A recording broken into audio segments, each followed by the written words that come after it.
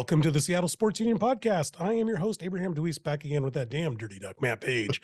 And a shout out to the soul man, Brian Solack, who's on the boards this week. And this week from the Halls of Justice podcast, the Sports with Friends podcast, and former KJR great, our very own special guest, Seth Everett. How are you doing today, Seth? Thank you so much for having me. I'm thrilled to be back. We love that you're back, and we appreciate it. We appreciate you making time. Who canceled? Who canceled? Like Dave Softy Mahler. Dave Softy Mahler. Oh yeah, sure. Yeah. Sure. Big scramble. Yeah. No, How we're happy long to have you ago here. was the last time I was on? How long ago was that? I want to say about a year ago. A year? Okay, we can make this an annual thing. I believe you were threatening to not be on the podcast if the Jersey Devils were playing last year, and we got that again. Well, this year. no. I was covering the games, and your esteemed producer said, "What Monday night can you do it?" And I said, "Well, until the NHL releases their schedule, I can't commit to any of it because if I had to be out of my house, there's no way I could join your podcast." But yeah, that was my only commitment. Once, sadly, heartbreakingly, then it was, all Right. hands on deck. I'm free. Podcast, do whatever, watch a movie. Well, my nights are my own again. Well, I just want to say, we're new here in the Seattle Sports Union and in Seattle as in general. We're new to the NHL, and we're all learning as we go. One thing we've noticed obviously is, when we watch the Everett Silvertips here in Everett, and those are 15 Great to name for a 20-year-olds. So it's quite a jump to the NHL. The puck control and speed of the game are the things that we notice immediately. What else should new fans really keep an eye out for as they're learning the game as we go? Well, what I always say to people who are checking out hockey on any level, all I say is go to a game. Preferably, with HD TV and 4K TVs, I think hockey plays very well on TV now. I don't think that existed maybe in the 90s when they had the glowing puck and stuff that. But I've always said to anybody in any market, I've always said, go to a game and then come back, look me in the eye and tell me it was awful. It never happens. It never happens. And, the irony that I get watching the Kraken, because I watch the Kraken a lot, is that was a city where I was admonished for talking hockey. I Right. booked a hockey guest on KJR and was told never to do that again. Wow. And I was always a hockey fan. Hockey was always my number one. Baseball was the sport I covered, but hockey was the sport I loved. And, I'll always remember my team, the New Jersey Devils, won the championship in 2000, and I was in Seattle. I watched that whole essentially because who was watching it with me, and Softy and I joked because when the Devils had a chance to win the cup, he's like, "Who are you watching this game with?" And I said, "Nobody." And he's like, "You can't watch your team win a championship by yourself. Come over." And that was his first hockey game. That's cool. Like, he had never watched the sport before. So, like, now to see, this beautiful arena and sweet uniforms, and I've talked to the broadcasters. I had John Forsland on my podcast. It just seems like it's a wonderful thing. There's no secret. The reason why Seattle got that team is to use it to rebuild the arena, to possibly get the basketball team back. That's fine, because if that's how you got it, it's a necessary evil. All I know is congrats, folks, because you're blessed. You have a team that's competitive, they're young, they're fun, the nicest players you'll ever know. Like, there's when it comes to the NHL, and the sport on its own has the best competitive balance of any pro sport. And the evidence of that is if you have 32 teams now, right? Seattle's the 32nd team. You have 32 teams, 16 make the playoffs. There are every year 4 to 6 teams that I would describe as good teams that don't make the playoffs. So people say, oh, so many teams make the playoffs. You know how hard it is to make the playoffs? And then make the playoffs, and you're just waiting to have your heart broke because the playoffs end nicely for one team, and that's it. Yeah. And every other team, it's a pain. You guys felt it the first time. Like, it's a pain that doesn't compare to any other sport. I mean, no disrespect to, look, you guys know I love the Mariners with all my heart. You know, the Seahawks, it's not the same. Yeah. And you get emotionally involved, and it becomes very stressful. Yep. That's the way I describe the hockey playoffs when you have a horse in the race. When it's your team, it is stressful. And you get 1-goal leads hard. It's nervous. And I, now as I get older, I get more nervous. Yeah, we saw watching that it now. Now it's easier to watch because I don't give a crap who wins. Well, we saw that for the first time with 2 Game 7 playoff series. Sure. And I believe stat I saw was there's never been a place a Game 7 in any of our sports. So it was definitely something different. It was definitely something. It wasn't a Game 7. Wait, Seattle, Denver, the Mutombo game. That was Game 5. Was a Game 5. That was 5 games. Yeah. Oh, that was a 5-game series. Yeah, I guess. Yeah. But anyway, yeah, I see what you mean. And now us new fans, the new fans, are starting to get into fights. Same fights that I get in a mat with about baseball in stats. I did not realize how many stats there are in the NHL. Well, I just love who keeps them, like especially the people who monitor ice time. They're nerds. What part of job is that? They're nerds who live in their mother's basements, right? Am I correct on that? Well, I mean, you would think. I mean, think about how much easier it is to be an official scorer in baseball. You basically just have to have a heartbeat to right. do that. You got to pay attention, and it's you hard. Pay attention, yeah. Yeah, and one of my favorite things I like to tease announcers is they'll get a release, they'll change an assist. It's later they'll go, oh, by the way, the second assist went to Johnson, not Silver, and you're like, okay. Who cares? Like, right?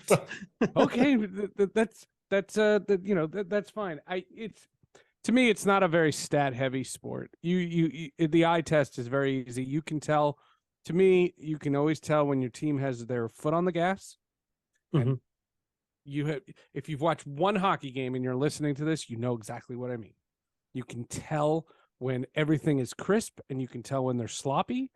And then you can tell when guys are on hot streaks and when they're not.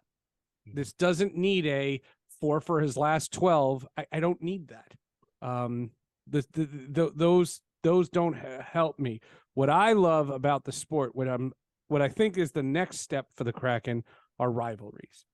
Yes. Real rivalries. Because in hockey, hating your rivals is almost as much fun as liking your team.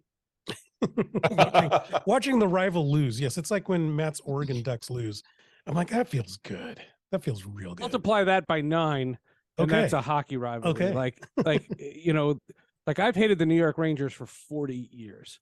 And 40 years I have detested that team. And beating them is a satisfaction that I will not say, next to the birth of my kids, maybe marrying my wife. No, just kidding. Still really cool though. They're not listening. Don't worry about it. Yeah. Right. So I have to ask you about Ron Francis, the GM. Mm-hmm. He seemed to do some good work for the Hurricanes, and then came to us, and now he's really built this team up. I mean, I was skeptical when the draft happened, and the team that was kind of on the field last year was kind of a project.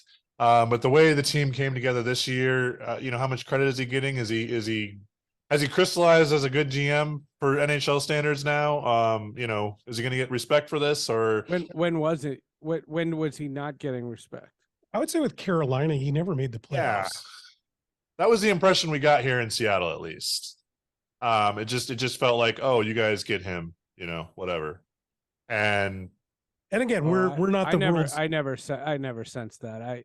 Ron Okay. Francis, first of all, he's a legend. Okay. And second of all, he's a really smart hockey guy, and the league went out of its way to make their expansion rules so that teams don't come in and suck for 5 years. Which is great.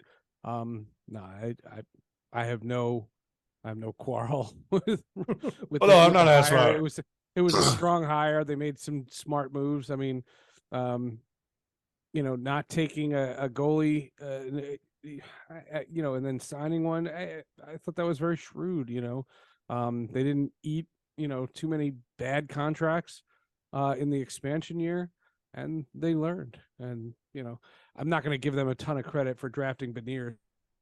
Done realized he was a superstar in the making. That was a slam dunk, wasn't it? Oh yeah. I'm not gonna sit there and go, wonderful scouting. but it looks like going out and getting McCann was an amazing pickup, right? Yeah. Look, it's a strong team. It was a good team. It was a fun year, but it was funny. I'll give you an example of how, I want to revisit this conversation in like 10 years. Right. Because a friend of mine, a dear friend of mine in Seattle, I think the Kraken had just beaten Colorado. And she texted me and just goes, "So, can the Kraken win the Stanley Cup?" I went, "Slow down." Slow down. Like, a playoff series is a 2-week commitment of your heart, your soul, and it's every cliche. It's every shift, every game, every period, every minute. Like, it's that, and you never look past that night's game. Right. Enjoy the moment. Experience it, and then you'll realize that. And again, that's why I'm not knocking. She didn't ask a bad question, but to start talking about the Stanley Cup, you don't talk about the Stanley Cup until at least past round 2. Right. Do you buy the argument that there weren't any stars on the Kraken this year? Beniers is going to win Rookie of the Year. I think so too. And when I heard that, I'm like, what are you guys talking about? It's what happens, I guess, when you Twitter. Was it Seattle? Was it Seattle? I got into Twitter. One thing that with the Kraken playing, Seth, is I started watching like the Twitter feeds, just to help immerse myself. Yeah, it's fun. It's fun. So you public you want to hear a funny Twitter story? Everyone talks about Twitter being a cesspool now, especially since Elon. I had something funny happen to me on Twitter ago. It was spring break, and I took my family up to Boston, and we went as a family. We went to Fenway Park. I've been to Fenway Park maybe 35, 40 for work. I've never just gone just to go. Mm-hmm. And we took my family because I was excited. And we walk in, and I thought it was really weird that the organ, not the DJ, the organist at Fenway Park was playing a Prince song. And I tweeted, and I took a video of it, and I wrote, "First time being here in 15 years, and they're playing a Prince song the minute I walk in. It's almost like they knew I was coming." I was joking. I was totally joking. Turns out, and knew I was coming, and knows that I have a history with Prince, and played the Prince song, hoping I would hear it. Wow. And I tweeted, and I fell right into it, and it was so funny, and it was said, "This is what Twitter should be. This should be not the anti-Semitism garbage, not the racial garbage, not the political garbage. Do that. That's fun. That is fun Twitter." Yeah, that's awesome. just people connecting. I've personally, I'm brokenhearted about Twitter because I love it so much. I've had so much, success and I've met so many amazing people on Twitter, like people that I've had conversations with because they followed me on Twitter, and like Debbie Gibson. I got to talk to Debbie Gibson on Twitter. What other platform am I talking to Debbie Gibson? Wow. I hope Elon doesn't blow it up. I think for anybody under 40, you might have to look up Debbie Gibson, but yeah. But she was the biggest thing on. How many people are listening to this podcast under 40? No one. Come Our producer, the Soul Man, is jealous. Yeah, well. Definitely. I got a question. I got a question about the Kraken. Again, we're 2 years in on the NHL in Seattle, and I kind of saw how the Sounders started, and I feel like sometimes soccer is its own worst enemy as far as fans being gateways for fun. I haven't seen it for the NHL. Do you think there's a difference between the fandoms of the two that makes NHL more inviting, or is that just a Seattle thing? Well, not having lived there, just having visited, I never lived there during the time of the Sounders, or the Kraken for that matter. I thought the Sounders were a direct reflection of losing the Sonics. I thought that was part of it. I thought there was a subconscious, and I've said this on my podcast, a lot, and I've said it on KJR a lot.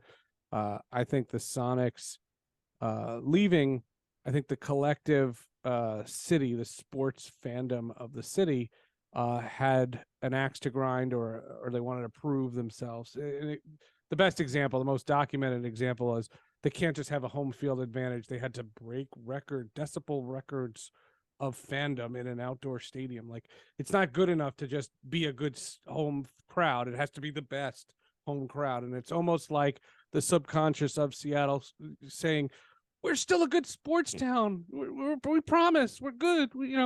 And I get that feeling, and I understand that feeling. The difference between the Sounders, and this is not going to be very popular in Seattle to say, but it has to be said. The difference between the Sounders and the Kraken play in the #1 hockey league of all the hockey leagues in the world. Okay. The Sounders play in like the 7th or 8th best league in the world. Yeah. I am a big Premier League fan.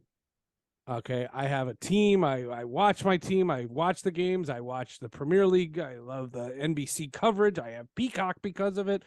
The Premier League is my league. The MLS. Who's your team? Real quick, Arsenal. sorry. I'm a big Arsenal guy. All right. My wife's family, she has like her first cousins are Arsenal season ticket holders. They live out in London. And I've known that up my whole year. It was kind of in 2022. I stopped watching baseball for a while. I couldn't. It was too freaking slow, and I needed a replacement. I needed something to sink my teeth into, and the Premier League was So anyway, my point being, I was never attracted to the Sounders, the New York Red Bulls, the whatever they call that team in the Bronx, Queens. They keep switching, the NYC, whatever they're called. Yeah. I'm not interested in those. What I'm interested in is the best of the best. Right. Okay. And my it's not a front runner thing, because Arsenal was just their team. Like 2 years ago, the year I started watching it, Arsenal was 6th in the Premier League. This year they were contending for it. They finished in 2nd. Like, okay, lucky me. Like that's all well and good. But that's the creme de la creme. That's the best there is. The Seattle Kraken play in the National Hockey League. There are people who will travel all over the world to play in that league.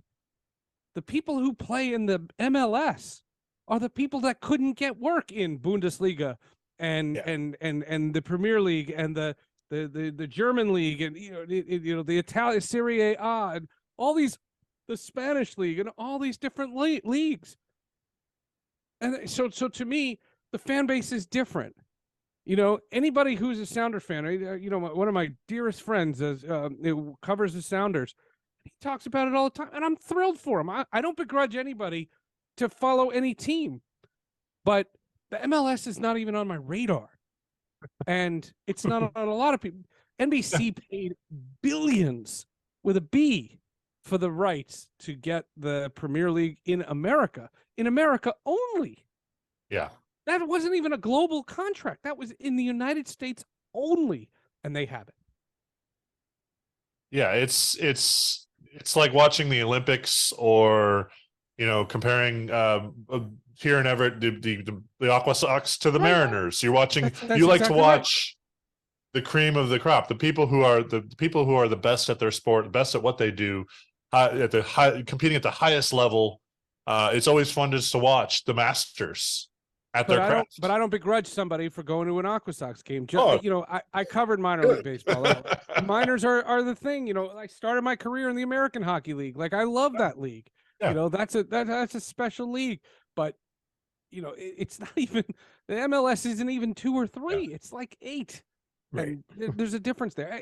I don't want to begrudge this because I don't have an axe to grind against the Sounders. They're a wonderful franchise. They've had wonderful success, and I love their fan base. Right on. So now, Seth, you have a podcast called the Halls of Justice podcast. Hall singular. Hall of Justice podcast. It was a lot of halls. I would have to, have to do multiple podcasts a week. Yeah, you lost in that hall. Yeah, but you're a similar age to me, and I just got a question for you. As a comic book fan, do you feel an aversion to casuals engaging in superhero culture these days? No, if they want to subscribe, we'll take the subscribers. All of Justice, anywhere you find podcasts. No, I came up with that podcast in 2015.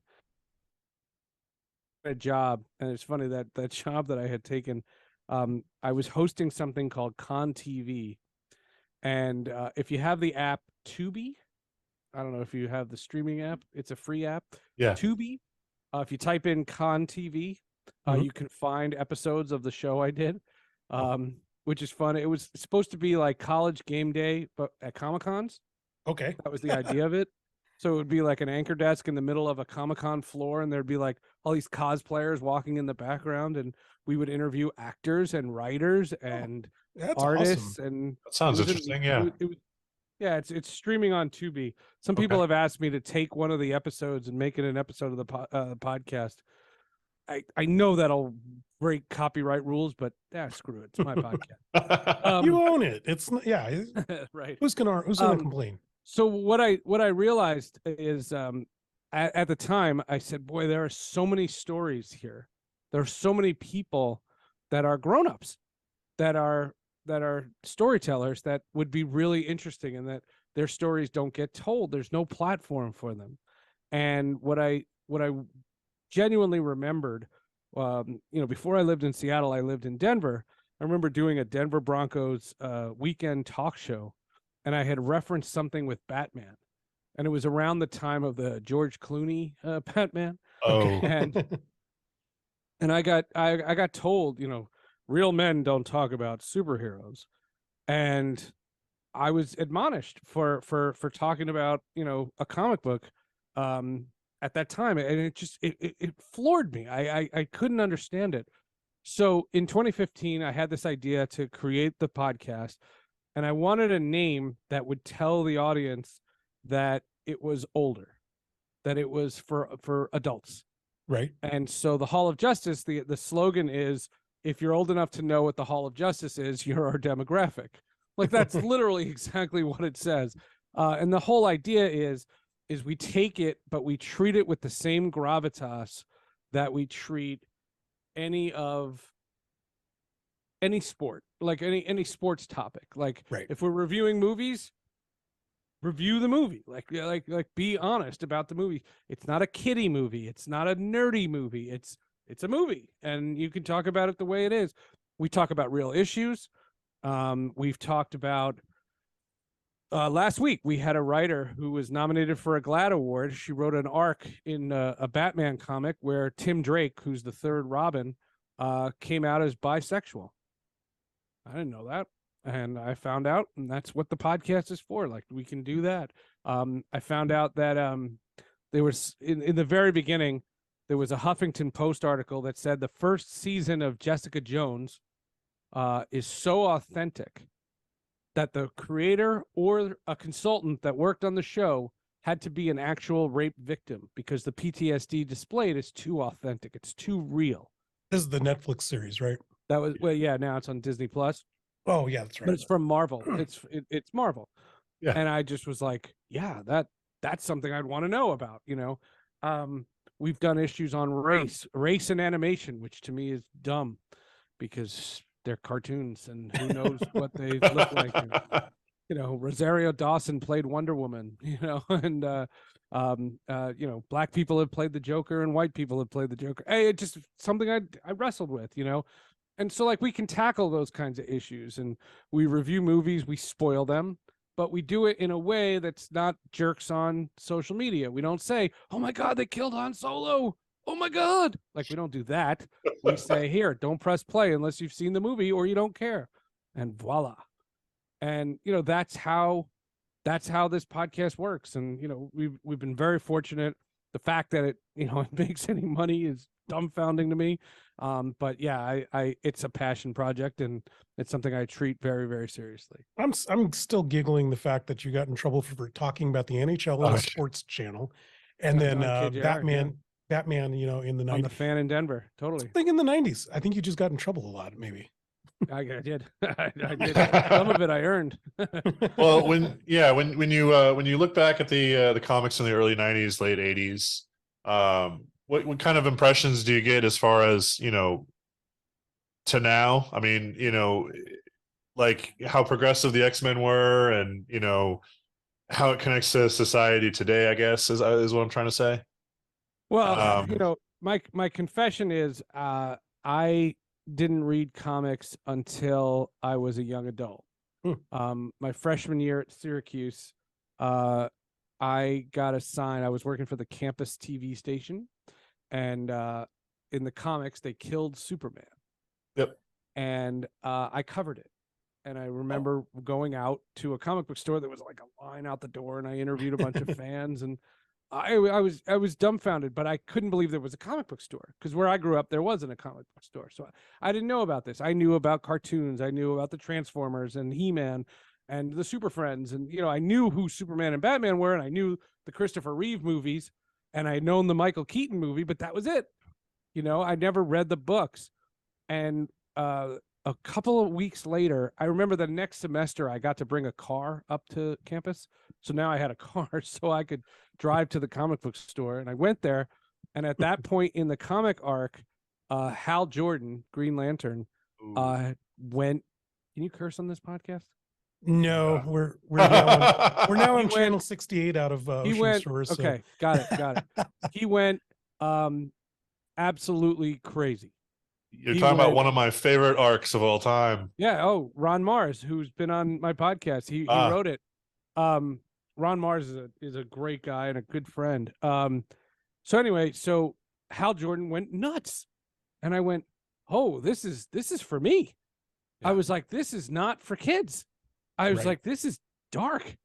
And so then I started reading, and then I started reading more and more, and that's when I read comics of the mid 80s, the Crisis on Infinite Earths, and the Dark Knight Returns, and things like that. So to answer your question a different way, I got it all backlogged. So the evolution I didn't see as much, because if you're talking about the evolution to now, now it's totally different, because I have a running theme on my podcast. If I watch The Mandalorian, Andor, The Flash, all the Marvel series, every comic book movie, am I not a comic book fan? I haven't picked up a comic book in 6 years. Like, am I not a comic book fan anymore? And what, I hate to say this, and I've talked to creators, and, I get told this off the record. I think these comic book companies are just trying to keep the IP so that they can make some big money. Right. There's a lot of controversy about where the comic books and what the comic books created. You should look up the story of Ed Brubaker. There's a guy, a long shot, that I've been trying to get on the podcast. Ed Brubaker created the Winter Soldier. Oh yeah. And didn't get a penny. Really? When Marvel made $1 billion off the Winter Soldier. And he was on a friend of mine's podcast, and they said, "Oh my God, Falcon and the Winter Soldier is a great show. It's like watching your children. Like, isn't that great?" And he goes, "Because it's heartbreaking." Mm-hmm. And, in the contract, he was the controversy is it boils down to this. He was a worker for hire. He signed a contract. He knows the rules. Legally, they don't owe him a penny. When you make the word billion, give the creator $250,000 and it's a flip. And you know what I mean? Like, yeah, and that's part of the writer's strike right now. That's exactly what's yeah, residuals. it's different. It's a little different. But what I'm saying is, like, the creators, all the good creators left to go run their own things. Look at the Umbrella Academy, Invincible, The Boys. Some of the greatest stuff that's out there is now getting a platform because these are creator-owned things. Whereas these ingenious minds have these wonderful ideas, and they're going, "Why am I giving it to DC and Marvel anymore?" Yeah, and so I mean, Marvel are just kind of treading water so that they can keep making those movies. And that happened back in the '90s when McFarlane and Liefeld left to create Image Comics as well. I mean, it just seems cyclical at that point. And yeah, that was my question. I had a question down here where I was going to ask, DC and Disney, there's a certain sameness to the content, and it's tough because unless it's like I'm going to throw Guardians of the Galaxy out as an example. That's one that had a new and different something that I wanted to see, whereas a lot of the other content is kind of, Well, it's been Disneyfied. It's been Disneyfied, yes. I think that Marvel has been hitting a lot of singles and doubles where they used to hit home runs. I think they've been in a bit of a slump. The way I look at the MCU, I imagine it's a giant book, and each thing, whether it's a show, a movie, Agents of S.H.I.E.L.D. or Jessica Jones or any of these things, they're all chapters in a book. And there's always, in a book, there's going to be your chapters you love and chapters you don't love.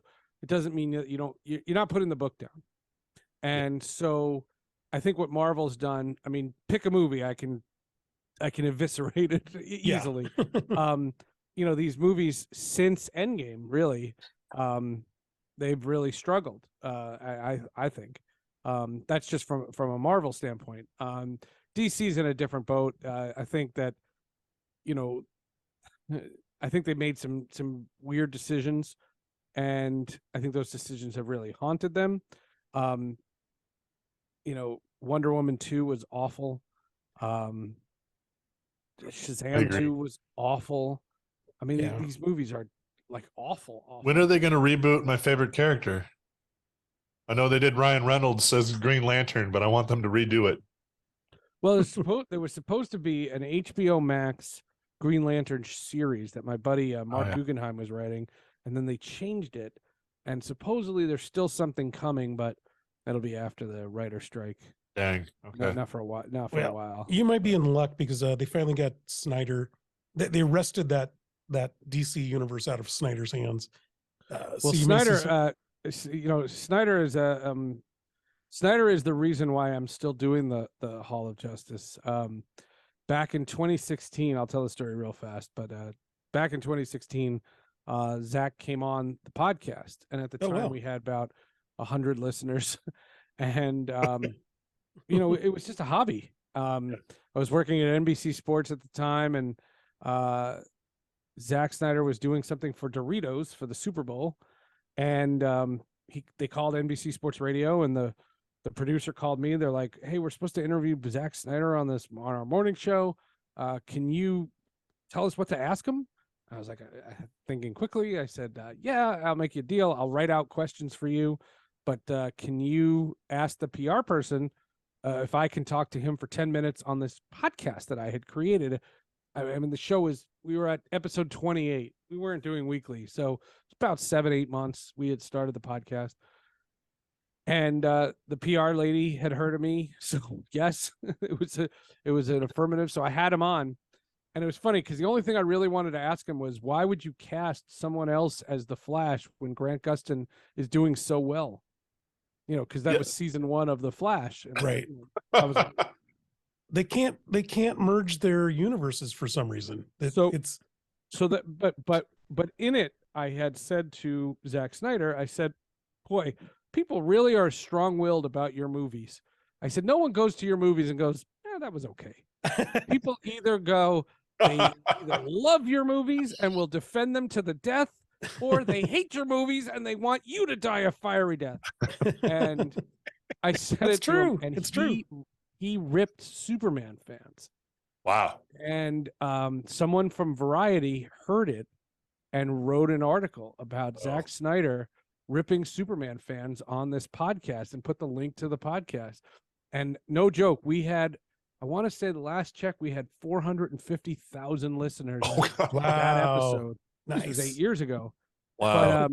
But the cool thing about the podcast was then when that went viral and we were getting 50, 60, 70,000 listens, I was noticing that the episodes that had 12 listeners suddenly had now 5,000. People went And to what your it was back telling me catalog. was there's an audience for this. Like, Yeah. this is a unique, as I think that there are a billion podcasts out there. I do think that the Hall of Justice is unique. There's nothing exactly quite like it, and I'm proud of that. Nice. Well, you do another podcast that I wanted to chat with you about, Sports with Friends. Yes. So I guess we have to touch on what the current dynamics with Bally Sports collapsing and everything. What kind of impact do you think we'll feel looking forward? Yeah, a lot of people in On- Seattle. on A lot of people. all- A lot Yeah, of go people in ahead. Are you Seattle talking don't know about the origin this. of Sports with Friends, or you're talking about the regional sports networks? Your recent. You had a recent podcast. you had a about recent this. Oh, we did an podcast about it, episode yeah. on that. Yeah, Oh, yeah, okay. sorry. I'm sorry. I'm sorry, I Yeah, missed that's that. fine. Didn't clarify. I don't I think a lot of wasn't sure Seattle. about that. I don't think a lot of Yeah. Seattle fans understand that things are crumbling outside. In other Yeah. cities. Well, to piggyback off an earlier conversation, one of the things I was annoyed about, and I said so, is the Seattle Kraken had a chance. They were a new team in an era of cord cutting, and they had a chance to do a direct-to-consumer app, and they had that chance, and they said, no, we're just going to go for the cheap money, and we'll go, to sign with an RSN. RSNs are just not making money the way they used to. A lot of that has to do with cord cutting. Cord cutting is, at the time that we're doing this, it's probably 60-40, where 40% still have cable. It's growing. I mean, when I cut the cord in 2017, I was celebrating. I did a whole thing on social media. I was so happy. Couldn't wait to return the DirecTV boxes. I just think cord cutting makes it a very I think you become a smarter television watcher. I think one of the things that the three of us know is we know what the word couch potato is. Where you turn on the remote and you're just flipping and you're looking, right? Well, with cord cutting, you don't do that. You sit down and you have a plan. What do you want to watch? Do you want to watch the show you were watching on Netflix or HBO Max or Hulu or whatever your drug of choice is? But whatever it is, you go in with a plan and you watch better things. That's what's pretty impressive. What's gone on now is the leagues want control. They want it to wrestle the control back. And baseball is hilarious because baseball is the most impacted by this whole thing because A, they have the most games, and B, their prices went up exponentially during the 90s. And then in the 2000s with the advent of team-owned RSNs. And what's happened as a result is, the company, when Disney bought Fox, 20th Century Fox, not Tucker's old place. When they bought 20th Century Fox, the big headline was, oh, the X-Men are coming into the MCU. Like that was the big story, right? But because Disney owned ESPN, the FCC said they couldn't own all of the FSN locals, like FSN Detroit and FSN Arizona and FSN Milwaukee and, all those. Yeah. So they sold them to Sinclair.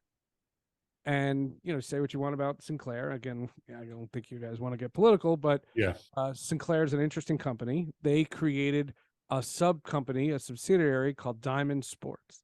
And Diamond Sports own these RSNs, and they did a licensing deal with Bally's. So Bally's doesn't own these networks. Oh, okay. Bally's they is just a did license. naming rights. Yeah. Yeah, it's just a name. Like you could name it, Twinkie Television if you wanted, but they named it Bally's.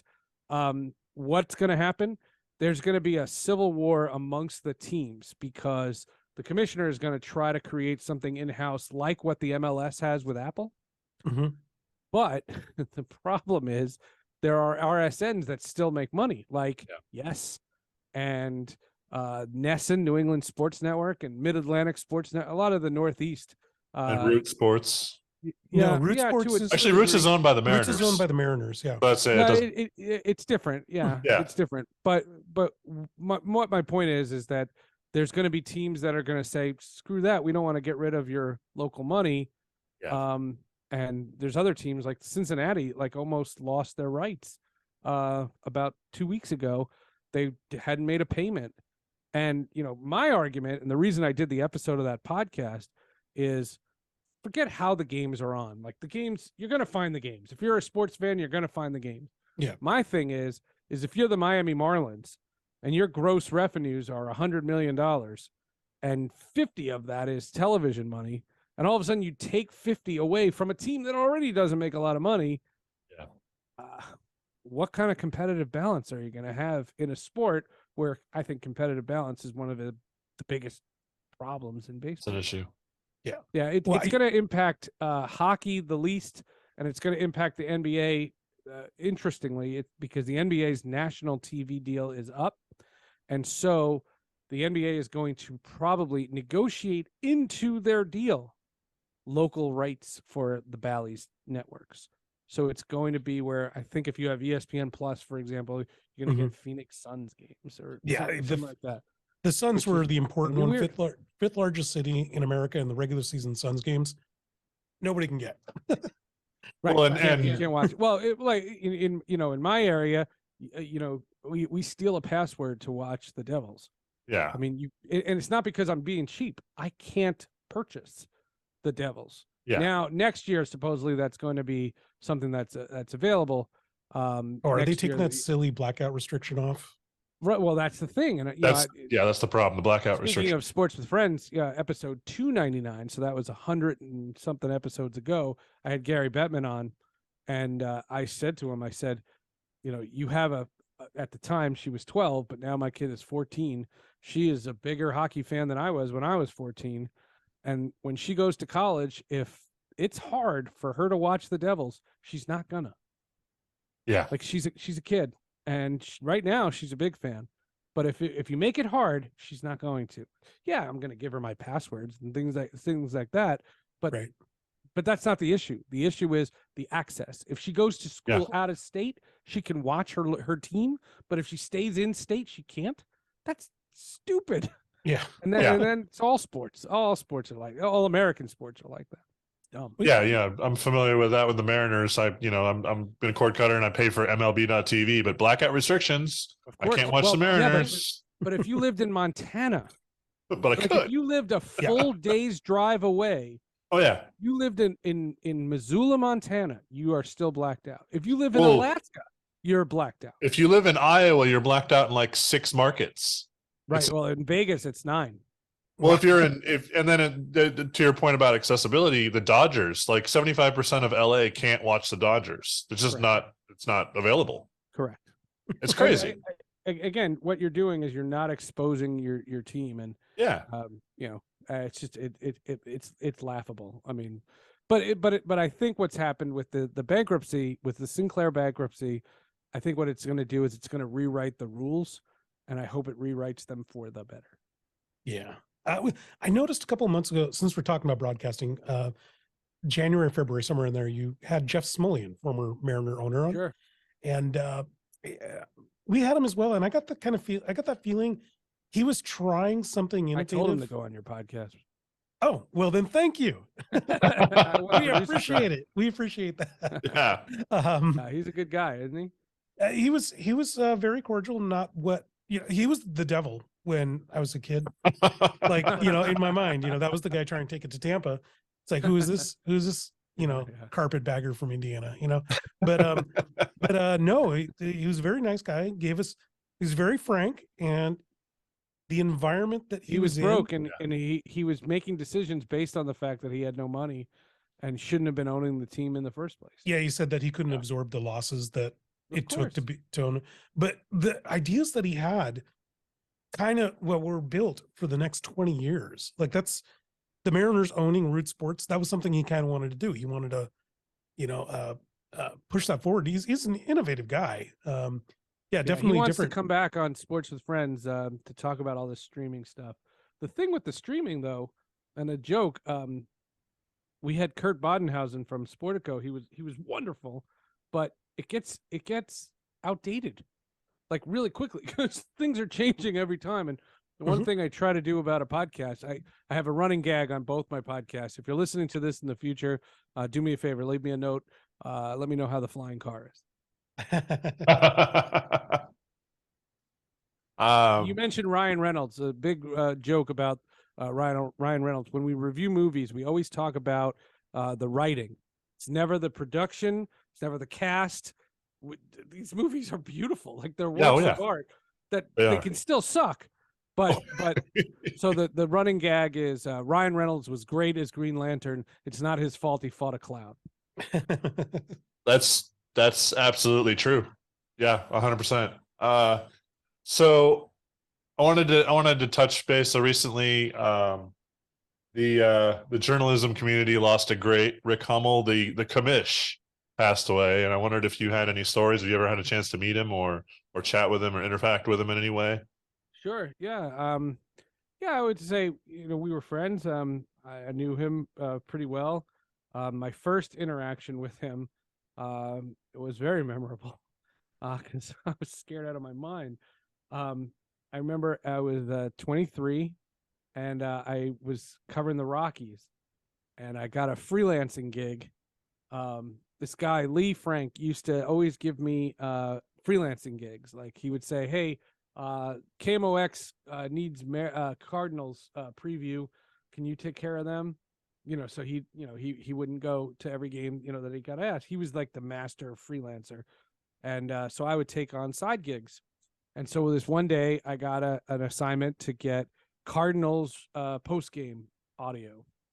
And so I went to the visitors clubhouse, and in every situation that I had covered, there were 4 or 5 reporters. So what you do is you go into a scrum and just stick a microphone in. You don't know these guys, and you don't have to say anything. You kind of roll on tape, And when I went to the St. Louis Cardinals, this was 1997. This was the year before McGuire Sosa. And I remember going into the St. Louis clubhouse, and there was one reporter, and it was Rick Hummel. And that was it. MLB.com didn't send anybody at that point because they hadn't launched. There was one newspaper from that market. It was the St. Louis Post-Dispatch. He was the only baseball writer, and he was the only guy. And he walks into the manager, and there were 3 managers I was always scared of. Jim Leland, Don Baylor, who was my Rockies manager, and Tony La Russa. I was scared to death of him as now he's a nut job, but I didn't know that, I didn't know that, and I was scared of him. And I walked in, and there was no way I was not going to have to ask something. And I didn't want to open my mouth. And Rick Hummel kind of took me aside, and he just was like, you're sweating, kid. Like, I'll just follow my lead, and he helped a total stranger. And I'll never forget that. He was a wonderful guy, amazing writer, great journalist, came on talk shows, wherever I was, XM and MLB radio, and, all the days. And yeah, great. Big loss for the baseball community. Absolutely. All right. Well, we're at the end of our show. Ended on a negative like that. Yeah. Oh, well, hold on. We talk superheroes again? Favorite superhero, real fast. Well, Superman's my favorite, but Batman has better stories. Which Batman? Which? Yeah, Kevin Conroy. Kevin. Adam West. I'm biased Adam to West. Kevin Conroy. Oh, yeah. Excellent. I'm biased. Kevin Conroy came on Hall of Justice 5 times. Wow. 5 times. And he passed away, didn't he? He did last year. And we paid a tribute to him what we did was we had Robin and Batgirl from Batman the Animated Series, and then from Justice League we had Green Lantern and Wonder Woman, and we did 2 separate segments, 20 minutes each, like paying tribute to him. And back then in the 90s, they recorded like old radio plays, so like they were all in the same room, so like they really got to know each other. Oh, such an amazing thing. And Kevin Conroy's roommate in Juilliard was Christopher Reeve. Really? And my podcast just partnered up. We just did this partnership a month ago with the Christopher and Dana Reeve Foundation for spinal cord research. And what they gave, we did a promo for them that airs on the podcast. And what we did in the promo is we have Christopher Reeve's voice. So for a podcast called The Hall of Justice, we have Superman on the show. That's amazing. Very cool. Pretty cool. But it's ironic that Kevin Conroy's roommate, like Kevin Conroy was our guy. He was our go-to. Right. Every time there was a chance to have him on the podcast, he came back on. And now we have Christopher Reeve. That's amazing. Hey, Seth, where can people find you via social media and on air? Well, as long as Twitter still exists, I used to be verified. Seth _Everett is on Twitter. Seth Everett _ is Instagram. I'm starting to do more things on Instagram. Basically what I do is I share my podcast. So if you're interested in any of them, just go there. I put links to all of that stuff. And they're kind of my passion project. And in this day and age with virtual the way it is, like how I'm talking to you guys, I mean, you're able to get so many people know, on the show. You don't have to just, knock on people's doors and drive to ballparks, and good, because I like staying home. And your Hall of Justice and Sports with Friends, I found them on iTunes, but are there any other places people can Hall find of them? Justice? Yeah, they're everywhere. Spotify, Amazon. Spotify's funny. They always get me for music. I put little like 20-second clips of stuff, and they always flag me all the time. Oh man! So we have a love-hate relationship with Spotify, but the podcasts are there. I just started. If you go to my social media feeds, I just started an anti-Semitism podcast. What? I find that anti-Semitism is growing throughout.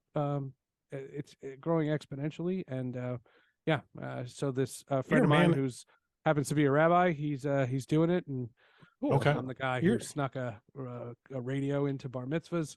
So I'm like the least religious person in the world, and he's like the most. And, it's kind of like a Jack Klugman, Tony Randall kind of thing. And, so we did a thing called Being Jew-ish. Okay. And, we started a podcast. It's going to be every other week. We did 2 episodes so far. We got to wrap up here. Quick shout out, Matt. You got a shout out for this week? I just wanted to say that do my shout out to my girlfriend Patsy. She's going through a rough time right now, and just wanted to say I love you and best wishes. I guess things will get better. Shout out to my dad, who's out of the hospital now and doing well in recovery. And shout out to him. And Seth, do you have a shout out for this week? I have to shout out a sick relative. No, not necessarily. I hope you don't have any to do that. Maybe a healthy relative would be nice. No, okay. How about a shout out that you have healthy relatives? Okay, here's this. This is something I just found out a couple of weeks ago. Shout out to Rangers defenseman Adam Fox, because I found out recently that through a weird connection, I'm actually related to him. Oh, wow. He's like my 5th cousin twice removed or something. But so a shout out to even though he's on the Rangers, Adam Fox is my new favorite defenseman, because he's actually like a blood relative. It's really weird. And we're going to rebrand my podcast Sports with Family when I get him on. Well, thank you for joining us, Seth Everett, on the Seattle Sports Union. Keep in touch with us on social media with Facebook and Twitter at Seattle Sports U. As well, check out our newly designed website at seattlesportsunion.com. Check us out on North Beach Community TV on Channel 68 in Ocean Shores, Captivate FM, Spotify, iTunes, and anywhere else you can get our podcasts. Once again, thank you, Seth Everett, on behalf of Matt, that damn Dirty Duck Page, and our director, producer, Brian Solack, and myself, Abraham DeWeese. We'll see you guys next time.